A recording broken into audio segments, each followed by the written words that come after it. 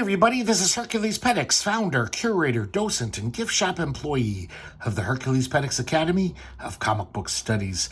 Today is part 2 of our look at Warlock 5. So today we're going to look at number 8 through 13. And these issues continue to satisfy the inner teenage boy in all of us. I swear to God, last night I was rereading these, my voice cracked, and I broke out in acne. It was that good. These are pretty kick-ass. So we got Xania on the front cover. Obviously, Derry Beauvais once again does all the painted covers. I really like Xania. She really grows on you as a character. Derry Beauvais contributes a new drawing of the creative team, Gordon Derry, writer, and Derry Beauvais, artist and letterer. Man, this guy's got some tricks in his bag. He just does some fancy special effects. Oh, speaking of which, look at this. So this is way before Photoshop. Derry Beauvais did this. This is amazing. Crazy shit. So basically, where we left off, Dumador is dying of poison. And Morbid, his court sorcerer, court magician, is all too happy with that, because he's been wanting to betray him and take over as a master of the gate, the Rift Gate. So he lifts a knife up, and I guess the power of the rift protects him. He can't stab him. This demon comes out of nowhere and grabs his eye, his fake eye, out of his socket. The demon returns it to him, and he pops it back in his socket. That was a very strange sequence. I wasn't quite sure what was going on. I still think I don't quite understand the whole thing with the eye. So now, meanwhile, at Tanith's mansion, once again where we left off, she's making love to Gawain, and there's a knock on her door, and it's the police, because she's been framed by Xania's robot doppelganger, if you remember. This is Detective Hammett. He's going to be a thorn in their side, the gatekeeper's side. He doesn't have a warrant, so he can't come in. And she's very cold to him.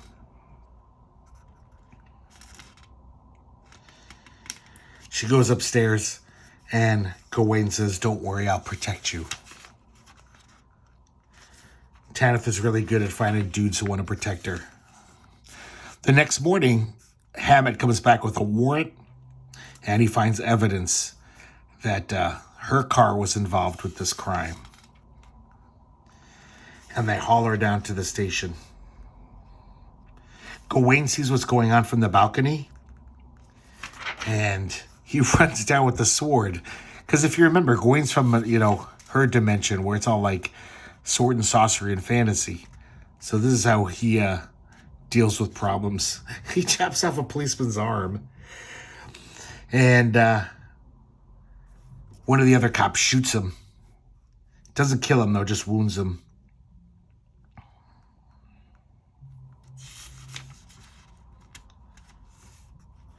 One of the cops reaches down to grab Tanith's magic sword, and is just enveloped in crackling energy.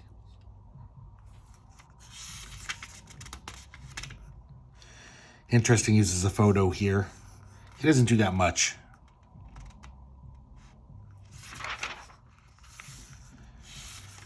And so they bring Tanith down, and they also obviously bust Gawain for chopping off a cop's arm. This is kind of weird. The cop is still kind of upright, and he's still talking. He's like, the bastard shouldn't have any rights. Like you'd think he'd be dying or in shock. But he's just leaning on the car, still like Still talking. So now we're at the Maniac's Clubhouse. Xania's watching TV, and she sees Tanith being arrested, and she loves it. She's giggling. She's with her 2 dogs.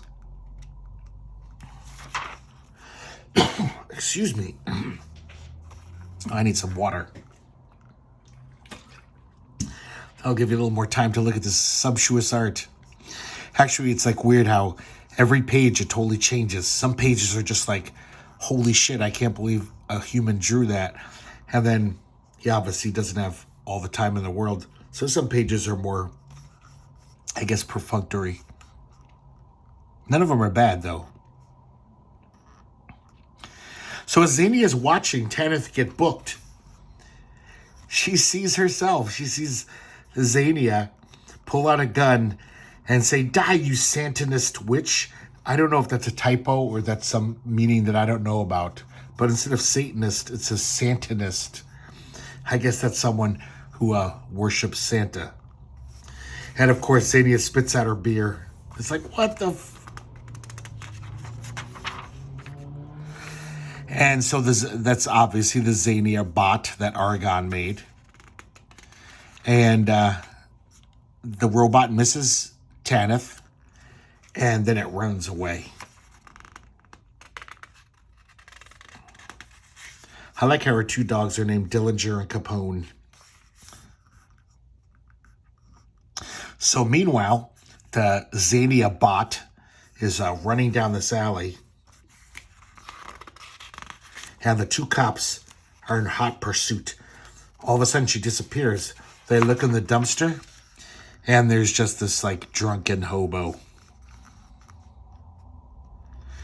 But as he stumbles away with a bottle of wine in his hand, we see it's another one of Argon's robots.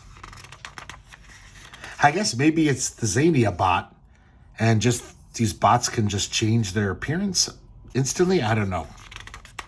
Doesn't really matter. Argon's got a lot of robots out there.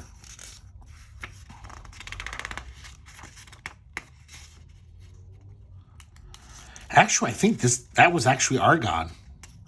Argon gets in his cool car, takes off the mask.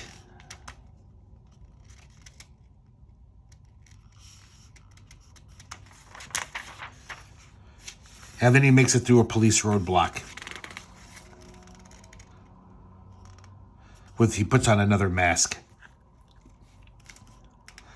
So now Hammond is putting all this evidence together. He's like, what the fuck is going on in the city? I mean, in the past week, he's seen a lot of crazy shit. And he's, obviously going to investigate Xania. And he asks for her file. Her priors. And it's the size of a phone book. You can imagine Xania's gotten in a lot of trouble with the law. Sorry if I keep saying Xania. It's Xania, I'm pretty sure. Because her last name's Xania. Oh, I'm sorry. It could be Xania because her last name's Nirvana. So Xania Nirvana rhymes better. I don't know. Obviously, she had a terrible childhood. She's just always been a crazy, crazy girl. And she grew up to be a crazy lady. She's got like every crime in the book. She's been arrested like just hundreds of times. So the lieutenant says to Hammond, bring her in. And they show up at her clubhouse. Hammett's there, and he says, come out with your hands up. And this is so Xania. She says, you'll never take me alive, coppers. That's a great last page. Got the letters page. And that's it for that first issue. Or, I'm sorry, the 8th issue. Now we got number 9. Oh, I love this cover. I said this before, man, something about Derry Beauvais. He draws dragons so fucking good. I've seen some of his little prints, even though they're little tiny prints. But everyone with the dragon looks great. The colors in this, everything. That's a great painting. I can't believe this guy did comics. Oh, that's a pretty cool inside front cover as well. That looks like a heavy metal band's album cover art. Oh, man, all of these splash pages are something else, man. Look at this. Zania. Mash Musique. Interesting lettering there. Can you guys see this? I hope you can. Just this crazy airbrush behind her. It looks like skeletons floating around her.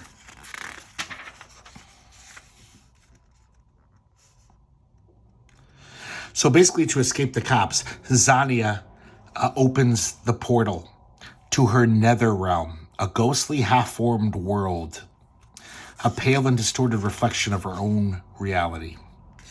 And of course, she brings along Dillinger and Capone. He really draws animals well. These dogs look great. They're flawless.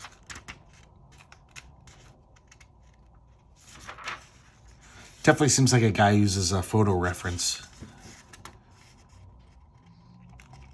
So after she's escaped into her nether realm, the cops break in. And one of them goes to do the pentagram. And this fucking demon ghost comes out. Look at that. And grabs the cop. And it looks like, I think they're sucking him into the nether realm too. Because he disappears. And the other cops are like, hey, where'd you go, Sam? Meanwhile, down at the police station, they're questioning Tanith. And it turns out Hammond's a sleazy little fuck. Yeah, grabs her tits while she's handcuffed. Like this, she bites his huge nose.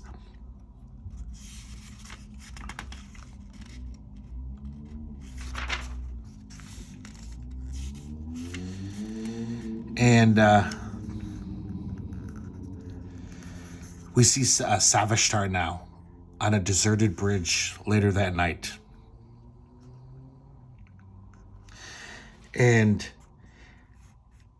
Tanith shows up. But it's not Tanith, it's the Tanith bot. Man, look at that. The chops on him. That's almost like Corbin worthy. Black and white Corbin.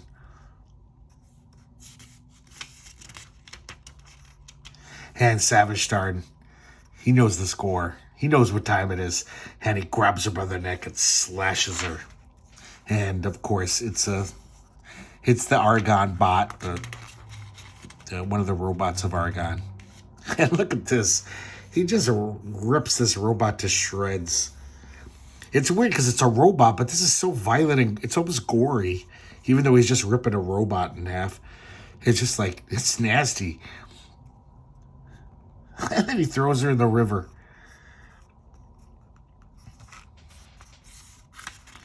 He said, you made one mistake, Argon. Androids don't have auras. And once again, guys, I'm sorry. That's not just an Argon bot. That's Argon. I get a little confused with all these robots running around. So it looks like Argon's dead. And so Savishtar shows up at the police headquarters. And he wants to post bail. And the desk sergeant says, you were just here 10 minutes ago and you posted bail. And Tanith left with you. What are you talking about? And he's like, uh-oh, motherfucker. And so he runs out as fast as he can. And he turns into his dragon form.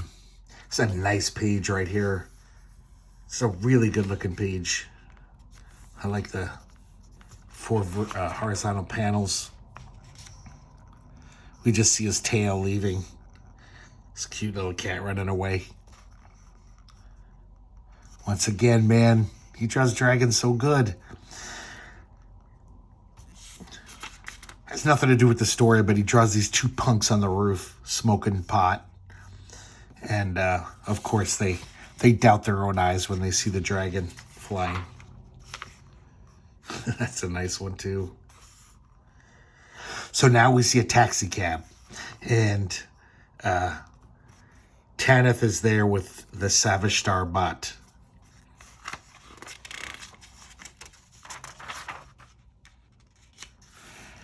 And the Savishtar bot attacks her.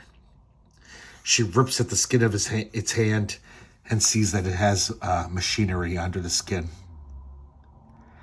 And then she uses her magic, and she scrambles its brain, its robot brain. She grabs her high heel shoe, stabs him in the eye with it, and then zaps him again with some magical energy.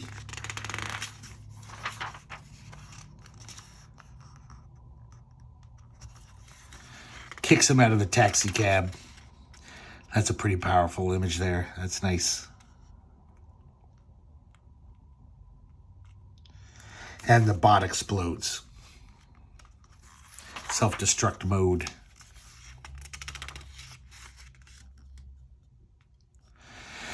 And she says, "Why didn't you help me?" to the cab driver. And it's Argon. God damn it. Okay, this is Argon. I promise. The other ones are just bots. This is definitely Argon. Oh, God, I'm so confused. And Argon pulls out this, like, wrist laser gun, pops out of his arm, and he aims it right at Tanith. And she now realizes that Argon's the cause of all of her troubles with his robot doppelgangers. And Argon says, "Now face your destiny." Quite the cliffhanger there. Letter page is... Here's another Gordon Derry title. I know this sounds goofy, but I kind of like this art. It's kind of cute. I don't think I'd ever buy it, though. It's not good enough for me to buy, but it's kind of definitely interesting, different than most cartoonists back then. Here we got Warlock 5, number 10. Look at that cover. See what I'm talking about with the inner teenage boy? Stuff is just kick-ass. So we continue pretty much where we left off. Savastar in his dragon form is looking for the taxi cab. The cops told him that Tanith and Savastar left in a taxi. So he's been, finding it. Or looking for it, I should say. And he finally sees the taxi. And then we flash back a few seconds. So he found that he was flying behind the taxi when all of this ruckus went down.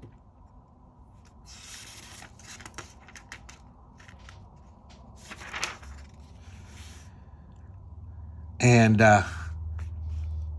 Argon, I guess she zaps him again. Zaps Argon with a magical energy. And it looks like it really affected him. So he's basically like, "I'm going to take you with me." And he drives right off the bridge. I like that panel. Oh, there's another great page. Just love all these panels. So Tanith is flying through the sky, falling off of the bridge. It's shades of Gwen Stacy. And then Savastar grabs her by the legs at the last second. And Argon's head goes floating in the river. So this is looks like it's the end of Argon. For reals this time. So this is weird. So they, obviously Savastar and Tanith are kind of making up. And I'm pretty sure that they're having sex in the air right now. The way that her head is tilted back, that is just crazy. Crazy awesome. I want this poster on my bedroom wall. I could use it in my work. So back at Tanith's mansion, they're totally making up. They're all lovey-dovey. Tanith says, "I've always loved you. And I'm glad we got over our differences. Let's try not to argue anymore," basically. And he gives her some a special brew from his home dimension that will calm our nerves. And he slipped her a Mickey, basically. He kind of could tell by the look at the face there. He's got this insidious look on his face. I knew something was coming up. Look at that panel, though. That is great. And so Tanith is totally incapacitated. She's basically been roofied. And then he grabs her aura and uses it to access her gate and takes her back to her dimension. This is a pretty trippy page.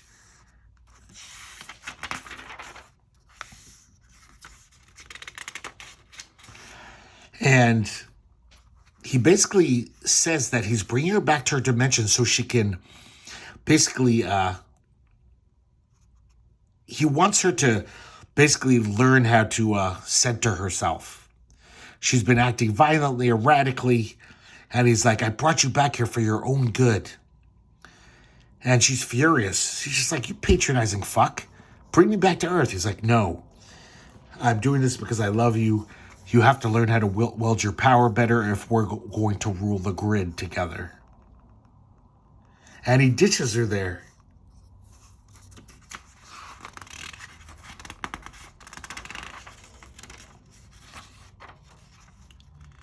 He says, when you can handle the responsibility of ruling the grid without succumbing to hatred and rage, then I will summon you to join me. Fucking mansplainer. And so he comes back to his own gateway. And he says to himself, Argon is destroyed at last. Dumador lies on the verge of death. Zania has disappeared into her netherworld. Now, to combine the energies of all the gateways. So for the first time, one of these gatekeepers is going to try to usurp the whole grid. And Savage Star says, I will rule the grid. Man, look at this, the special effects on this page. This is all kinds of shit. Airbrush, whiteout. Yeah, who knows? Maybe it's all airbrush, but it looks wicked. That's pretty cool looking. And so meanwhile, we see this dude we haven't met before. Some depressed dude who's near the bridge that we just saw. And he's contemplating suicide. And after contemplating it for a minute, he jumps in the water. He tries to kill himself. It's kind of, I've never seen this before. Kind of interesting panelology here.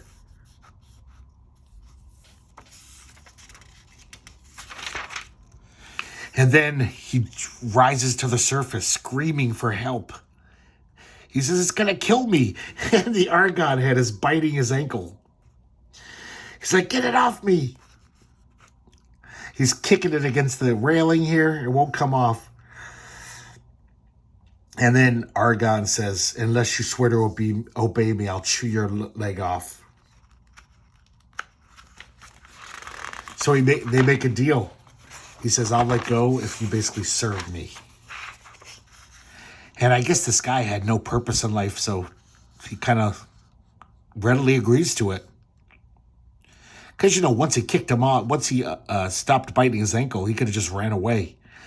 But he actually says, yes, master. I like this, how he puts it on his shoulder like a boombox. Like, me and my buddy Argon. That's a great page. So weird. A great art, too. Now we're back in Dumador's bedchamber. Morbid has woven a spell that his aura can't repel. And once again, he's going to stab him. And Dumador reaches up and grabs him by the wrist. Kind of turns it around and rams the blade into Morbid. Right through his chest. And Morbid's dead. And this one I don't quite understand, but we see Morbid transform almost as if maybe he is like Savastar, sorry. The half dragon people. They don't really mention it ever again. And it looks like Dumador's all better. No one can stop me. I will have vengeance on them all. And we got the letter pages. I looked this up on YouTube, guys. I couldn't find it. A musical soundtrack for a comic book. Yes. And apparently Gordon Derry, in his own studio, recorded a soundtrack cassette. And it has 5 distinct themes. Argon's theme, Zania's theme. And Zania's theme is called Rock to Wake the Dead. God, I want to hear that. I tried last night. I was like, wow, how cool would that be to read Warlock 5 and listen to Gordon Derry's home tape? Oh, God, that is the opposite of cool, actually. But I was really bummed I couldn't find it. It's not on YouTube. Another great cover by Derry Beauvais. This time of Dumador. I love this purple. So this one has additional layouts by Guang Yap. He did a lot of stuff for Aerosol, Guang Yap. So now we see Zania's battle wagon.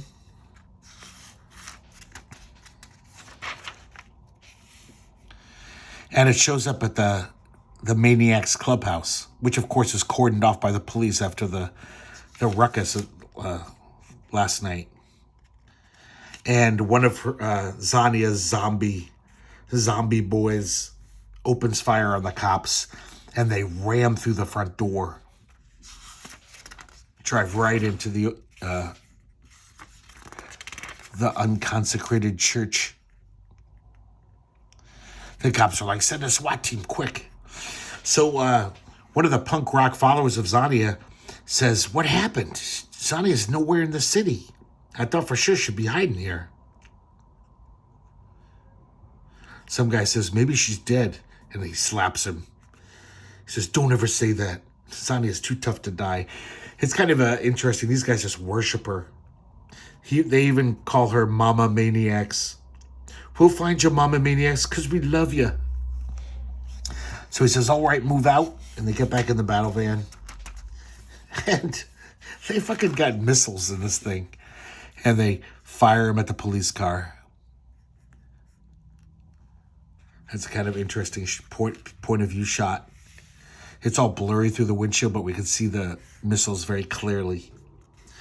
The cops dive out of the car at the last minute.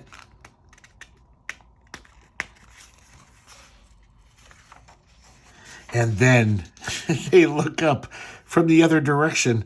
It's Dumador and his knights on motorcycles. And this once again, guys, I mean, God, my voice is going to crack. This is just such adolescent fantasy shit. I realized that when these came out, I was pushing 20. I wish I was 14 when I discovered these. Well, they weren't out yet. But, man, this is just so perfect. Oh, look at this page. It's pretty nice. Here's Savage Star. He's, when we last left off, he was trying to unite the grid, the gates. And first he tries to combine the first 2 streams of Zania's and Tana's streams with his own. And it works. But then he tries Dumador, who he thinks is dying. But obviously we know he's not. And Savage Star says, something's wrong. Dumador's energy stream is too strong. Can't control the grid much longer. And it looks like the grid just like spits him out.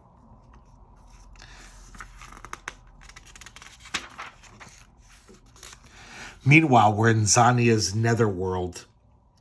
And it's kind of it takes substance from her twisted mind. A world where anything is possible.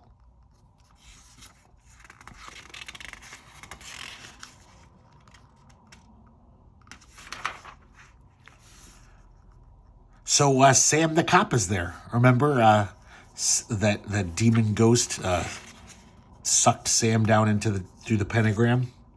I love this mess of pipes here. It's like some art sculpture, and Sam's hiding behind it. God, that's a well-drawn dog. Look at that face. That's great.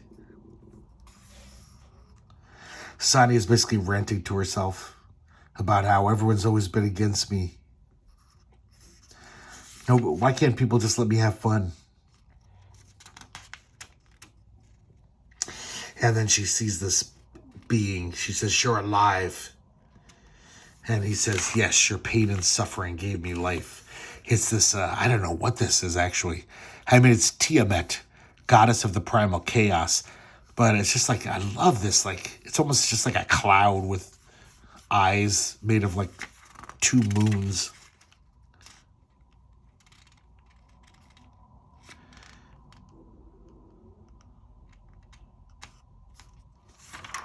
So basically, Tiamat, she basically tells Zania, she's like, just, you are my daughter. Just spread the way of chaos and anarchy throughout the world.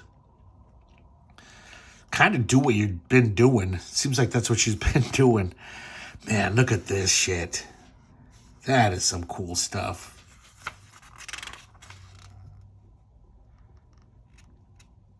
Man, just the chops on this guy. Go forth and spread my way, Zania. Chaos and anarchy. These are the forces that will save your world.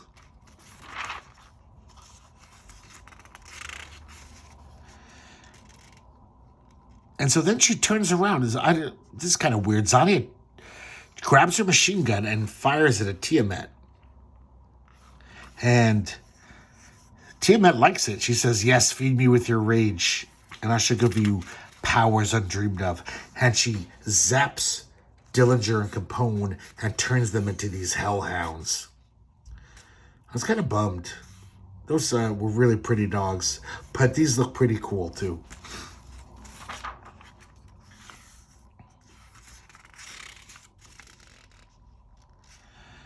And she goes back to her own reality, our reality, the real world.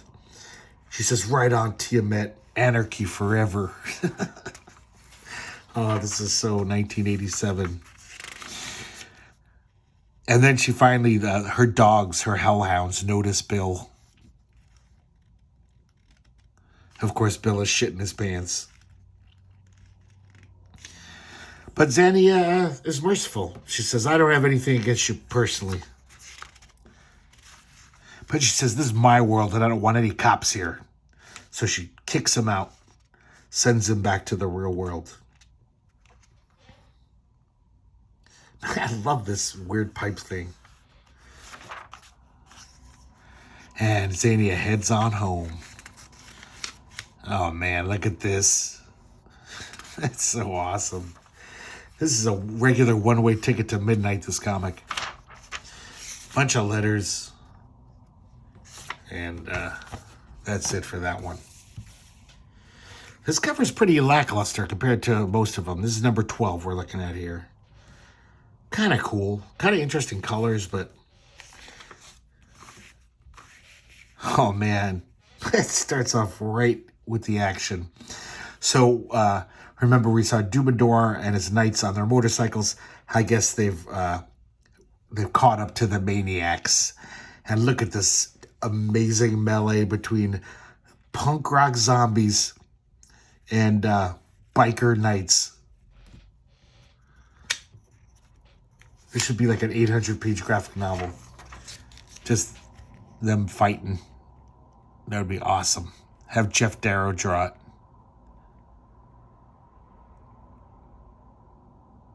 This is just so fun.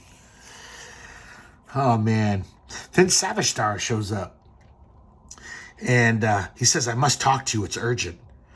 And Dumbledore says, you're the only one of the Guardians who hasn't tried to kill me. So I'm going to be nice to you. But seriously, get the fuck out of here. Or I'm not going to be so nice.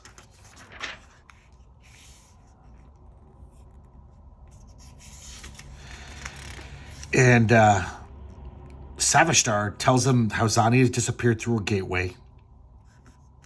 He doesn't know that she's on her way home. And he says, listen to me. Listen to me, Dumbledore. The grid can't be conquered by one man alone. It can only be governed by us all. That's what he discovered when he was trying to unite the grid. And Dumbledore says, I don't have time for this shit. And Savitar says, don't force me to use my powers.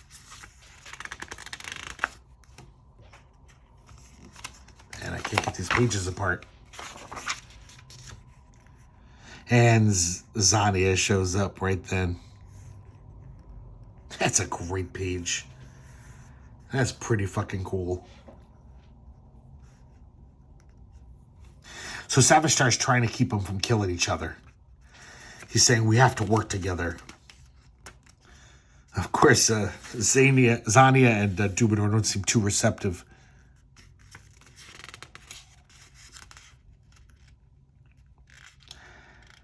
And it doesn't work. Savitar has to dive out of the way to avoid all the bullets.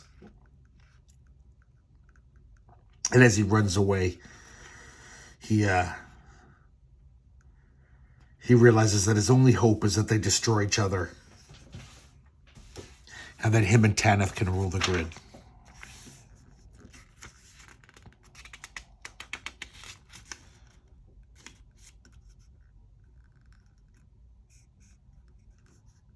So as Savitar is running to hook up with Tanith, he grabs this poor sleeping drunk's hat. And then Bill shows up, the cop.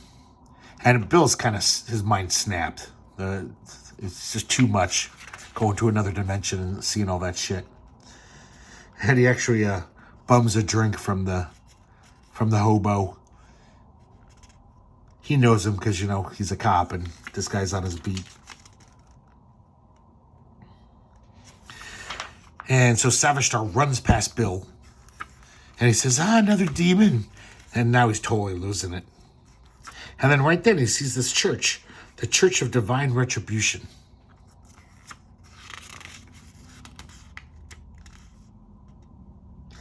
And Savitar makes it to a phone booth and he calls up the cops. He figures, I don't want to involve the authorities, but this is the only way I can do it. He calls the cops and rats them out. He says, you've been looking for Zania Nirvana? Her and our gang are in an alley. The alley that he just left.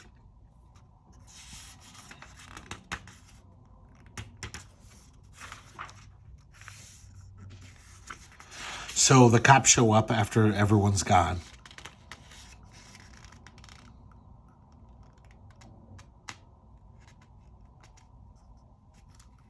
Hammett's there with a Band-Aid on his nose after Tanith bit him.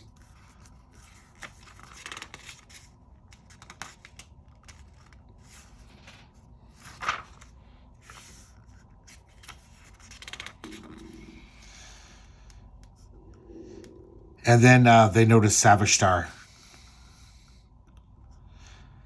Hammett thinks he looks suspicious. It kind of does. He's a half-dragon man. And he eludes them by going into the same church that Sam the cop went into. And here it is. He's inside the church. And it's this crazy church. It's basically this church that thinks that demons are here among us. The world is full of demons.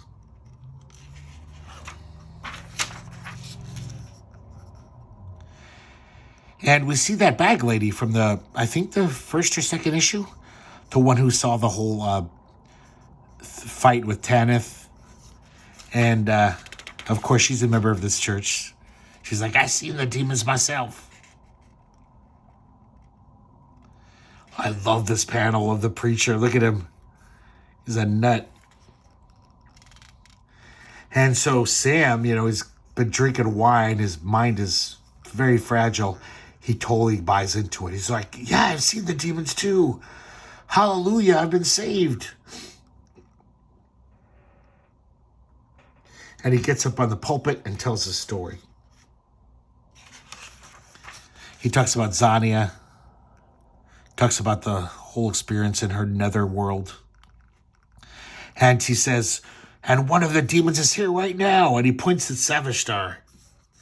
So they all circle around him. And Savitar doesn't want to, but he's got to turn into dragon form to scare him off.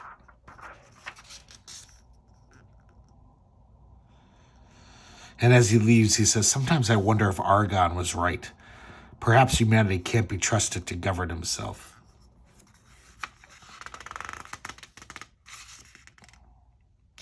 So the next evening at Tannis Mansion, Savishtar and Tanith are back. Well, Tanith's back.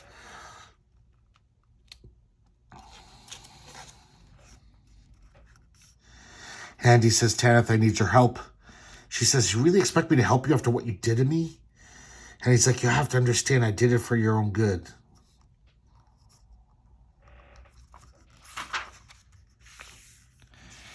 And so while he's talking to her,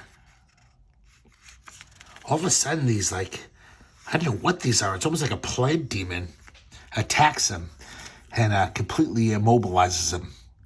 And it's Tanith. Tanith is getting back at Savishtar for imprisoning her in her dimension.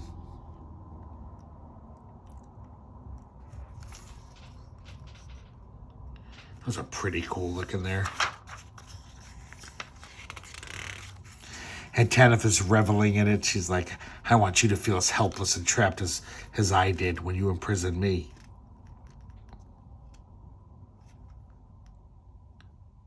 I love the whole personality dynamics between all these guys. It's just like you can't predict what they're going to do. None of them are good. None of them are, well, some of them are pretty fucking evil. But it's always surprising, the turns they take.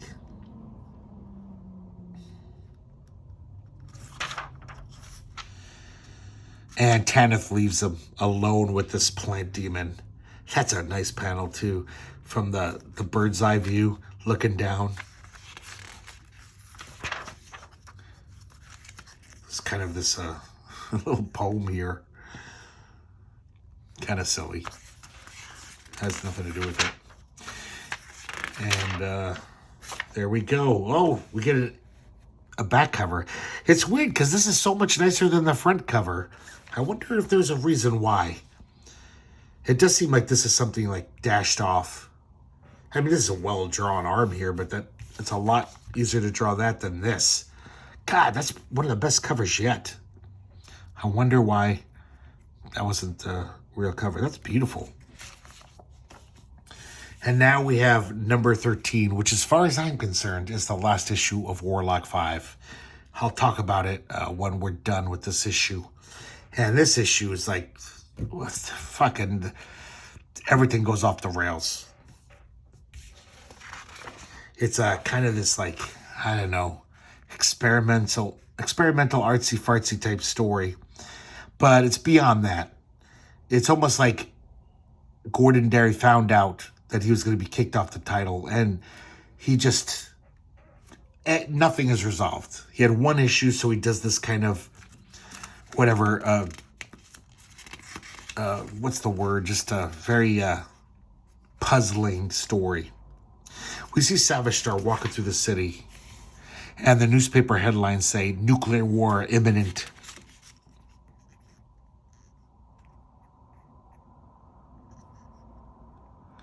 And he's thinking about how he's going to rule the grid without harming the others. This woman with a placard, these people are protesting, I guess, nuclear war. And she like grabs him on the shoulder and then he just walks away. I don't know who she is, if it's important. Look at that crazy inking there. I think this is a rush art job too. There's some very crude looking art in here. But that looks kind of interesting, that weird inking. And then all of a sudden, the nuclear bomb goes off. I like this 9-panel grid. I wonder if he was thinking of the Watchmen when he drew this. And it looks like the world's a mess. He sees Argon's ruined remains.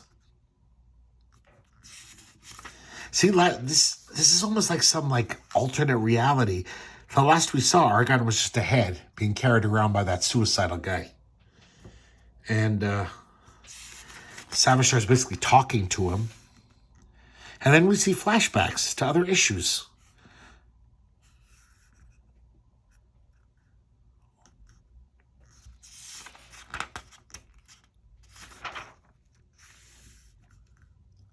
Then he comes across Dumador. Dumador is trapped under this rubble with a sword. Oh, it looks like the sword's going through him, right through this tarmac. And then there's a flashback of when Dumador was alive. Some building falls on Dumador. I mean, it looks like he's already dead, so it doesn't really matter.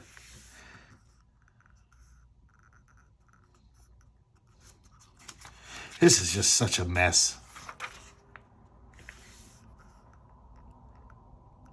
Then he sees Zania, and it almost looks like she's alive. She's kind of like sitting there, leaning up against a wall. But as you look closer, you see that her cigarette has totally been just burnt down to a big long ash.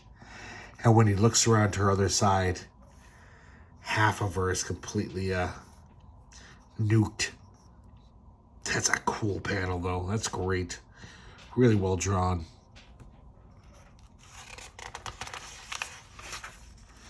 I wish I had some Boone's Farm while I read this. Look at that. This is the bad half of Zania. So Savage Star thinks, I've got to get back to Tanith. And he goes to her mansion. And the mansion's been devastated. And then we see this beam of light. It looks like Tanith is beaming down. And Tanith says, we were meant to be together. I can't deny my feelings for you. Oh, I'm sorry. That's a flashback. That's not Tanith beaming down. That was from like 2 issues ago. And we see flashbacks to him betraying Tanith. Slipping her the Mickey. And I'm not quite sure what's going on here. But I don't know if this is like a dream image. Because it seems like her head just falls off her body and the skin cracks. Not quite sure, but whatever it is, it's not good for Tanith. It looks like she's dead. We keep seeing these flashback panels. Her head is tumbling very cinematically, very slowly.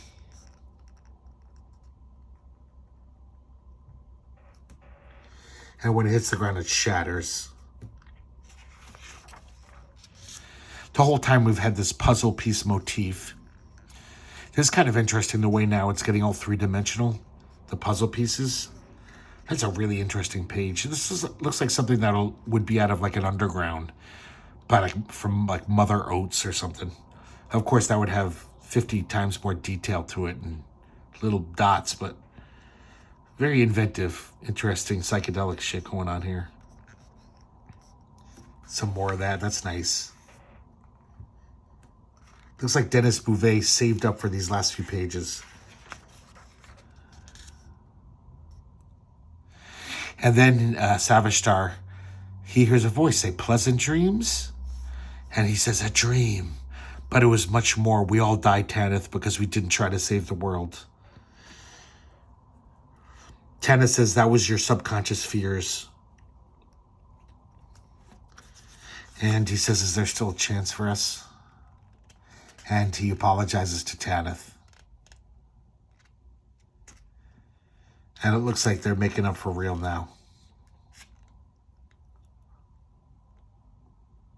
We've got to respect our differences, understand the views of others, stand united. That's a message for today. Together. And we see the two puzzle pieces fit, which I think means that Tanith and Savage Star are going to have a flying fuck again. Just kidding, sorry. I shouldn't jest at such a somber moment. And we see this last page, and Savage Star and Tanith looking out the window. So before I get on to the explanation why this is, as far as I'm concerned, the last issue of Warlock 5, there's other issues after this. But we do have a Pick Your Favorite Guardian contest. Readers could write in. And these are pretty bad, as you could imagine. They're not good. Trying to find if there's a particularly shitty one.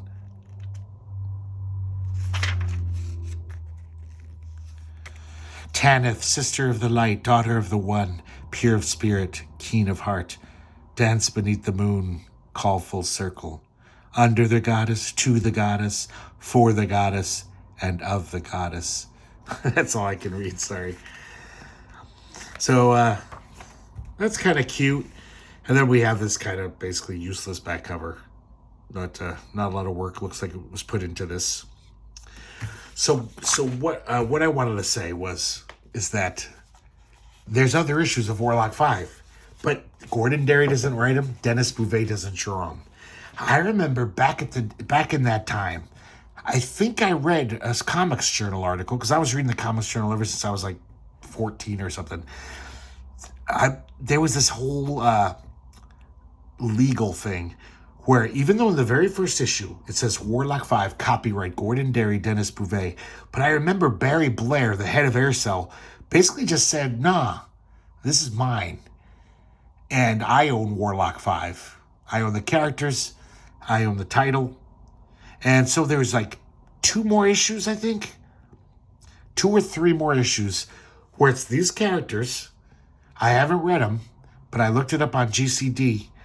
And they got Charles DeLint, the fantasy author, to write them. And they got Patrick McEwen to draw them. So I kind of want to look at them. But obviously, Gordon Derry saw the writing on the wall. This is my theory. That he knew that Barry Blair was going to steal his characters. And so he did this kind of like, fuck you last issue. Just like, I'm not even going to try to wrap it up. I'm just going to have this kind of dreamlike kind of bullshit. And that'll be the send-off. Because all of the story threads are just dropped. And I'm sure Gordon Derry would have loved to have finished and completed all of these crazy plot twists and everything. And but he never got the chance to. Then after that, there's another Warlock 5 series. Actually, I think it might continue the numbering. And then it has nothing to do with these characters. It's just the title. Barry Blair just liked the title. So Barry Blair is a comic. I think he draws some of it. He definitely does some covers. And it's not even Warlock 5. It's totally different characters. Has nothing to do. I do want to read those 2 issues, though, written by Charles DeLint. Maybe he did, like, end it respectfully. I kind of doubt it after this issue. Though, again, this issue is a dream, basically, right? So you could just say, okay, that was a little sidetrack, out of continuity comic. But either way, very annoying. I wish Warlock 5 went on and on for at least a few years. He's got a great imagination, Gordon Derry. And just getting to see Dennis Beauvais draw all this amazing shit, I would have fucking loved it. But Dennis Beauvais, of course, went on to do that Aliens miniseries. I think it was like the second Dark Horse Aliens miniseries, maybe the third. And people were blown away. And then pretty much after that, he never did comics again. Everyone loved it. They were totally into him. But as far as I know, he just is still doing fantasy book covers. But I should look that up. I don't know. It's not really pertinent to Warlock 5. But I hope you guys enjoyed looking at this. I know this is kind of lunkheaded stuff, but it's really not. This is some really interesting shit going on in this comic. Definitely more complex characters than a lot of comics out there, genre comics. And I don't know. I still love it. I haven't read these probably in 30 years, around that time. Maybe I read them 20 years ago. I can't remember. It was a while. And I still had a great time reading these. I was still kind of in awe of some of Dennis Beauvais' art. And Gordon Derry does a good job. Especially for Aircell. Like, this is so much better than any other Aircell title. It's just like crazy. So you guys can probably find these in a cheap box somewhere. Please do. Please pick them up. They're definitely worth it. Maybe the 14th and 15th issues are good. I doubt it. I would just stick with the first 13. So even though it doesn't end, it's still a fucking thrill ride of the summer or any season. So thanks for watching, guys. And hope hopefully I'll see you next time here at the Herculespetix Academy of Comic Book Studies.